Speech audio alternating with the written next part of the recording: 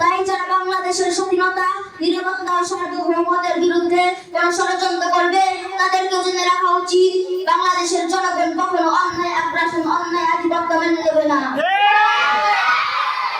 সুতরাং যারা বাংলাদেশের বিরুদ্ধে নীল নকশা আঁকবে, যারা বাংলাদেশের সার্বভৌমত্বের ষড়যন্ত্রের জাল বুনবে, বাংলাদেশের জনগণ তাদেরকে দেখে নেবে।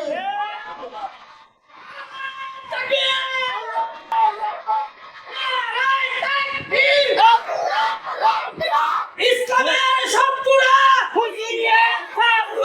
হুঁশিয়ার সাবধান, ইসলামের শত্রুরা নারায়ে তাকবীর।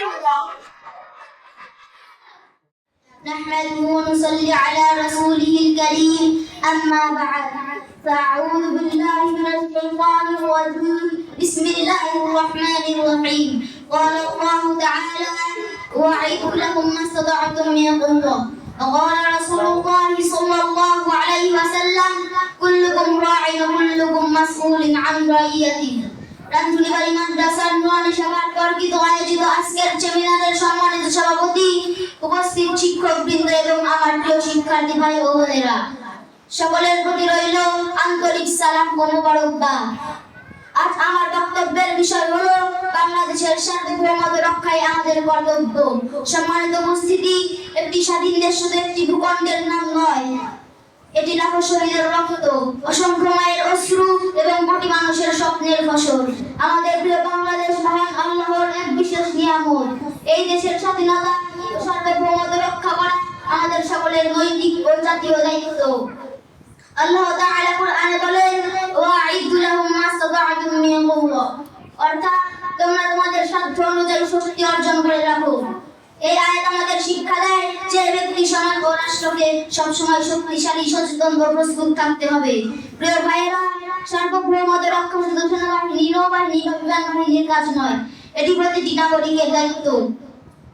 একজন ছাত্র যখন মনোযোগ দিয়ে পড়াশোনা করে, একজন কৃষক যখন খাদ্য উৎপাদন করে, একজন শ্রমিক যখন মনোযোগ দিয়ে সততার সঙ্গে কাজ করে, একজন নাগরিক যখন দেশের আইন মেনে চলে, তখন সবাই দেশের শক্তি বৃদ্ধি করে।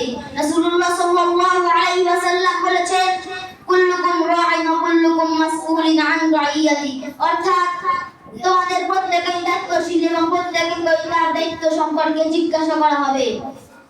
তাই দেশের নিরাপত্তা, সম্পদ, সংস্কৃতি ও ঐক্য রক্ষা করা আমাদের কর্তব্য। তাই যারা বাংলাদেশের স্বাধীনতা, নিরাপত্তা ও সার্বভৌমত্বের বিরুদ্ধে কোন ষড়যন্ত্র করবে তাদেরকে জেনে রাখা উচিত বাংলাদেশের জনগণ কখনো অন্যায় আগ্রাসন, অন্যায় আধিপত্য মেনে নেবে না। সুতরাং যারা বাংলাদেশের বিরুদ্ধে নীল নকশা আঁকবে, যারা বাংলাদেশের সার্বভৌমত্বের ষড়যন্ত্রের জাল বুনবে, বাংলাদেশের জনগণ তাদেরকে দেখে নেবে।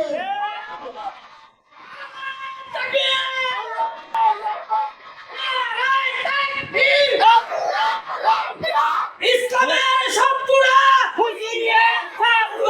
হুঁশিয়ার সাবধান, ইসলামের শত্রুরা নারায়ে তাকবীর। কারণ বাংলাদেশের সার্বভৌমত্ব কোনো আফসোসের বিষয় নয়, এটি 18 কোটি মানুষের ঈমান, আত্মমর্যাদা ও জাতীয় গৌরবের প্রশ্ন।